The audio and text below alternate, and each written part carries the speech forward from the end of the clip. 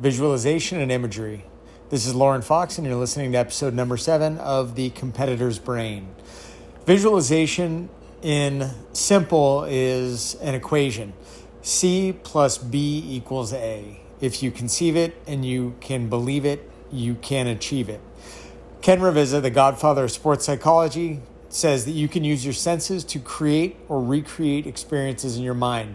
The mind does not do a good job of distinguishing between real and imagined things. Think about how you felt waking up from a bad dream. It takes you a second to shake it off right after you wake up, right? So former Major League pitcher from Concord High School, oddly enough, Bob Tewksbury, who's a really well-known sports psychology guru, says the body does not know the difference between a real and imagined event, and therefore the body will go where the mind takes it. So the body does not know the difference between a real and imagined event, and therefore the body will go where the mind takes it. This is an in-depth exercise, not just thinking about the game. You have to use all of your senses. You have to see it, hear it, feel it, maybe even smell what the memory is. The uniforms that you're wearing, the sounds that you might be hearing, how the bat or the ball felt in your hand, what it smelled like. Did it smell like spring?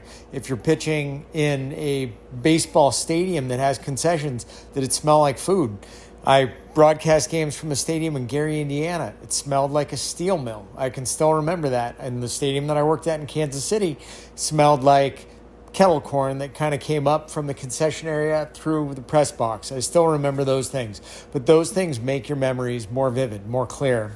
Shadow bullpens can also help. Shadow at-bats. You can think about when it felt great and visualize that. But you also need to consider how you will react to adversity. We'll talk about that tomorrow. There are also some excellent visualization recordings I can share from Dr. Ken Ravizza that will help you mentally check in. If anybody's ever seen the movie The Big Lebowski, if you haven't, ask your parents. It is a really kind of quirky movie, but the dude who is one of the main characters in the movie is an avid bowler. And what does he listen to because he's a bowler? He listens to the sounds of a bowling ball hitting bowling pins and just sits there and visualizes what's going on, getting ready for his league bowling match. I spoke to an Olympic rifle shooter a year ago. She has a complete visualization routine for everything. It would blow your mind to talk to her. Waking up, eating breakfast, getting in the car, what she's going to do, listen to in the car, what she's going to do when she goes to the range, what she's going to do when she sets up her rifle, every aspect of it. So the things that I want you to be able to do are consider for yourself, what will your routine be when it comes to visualization?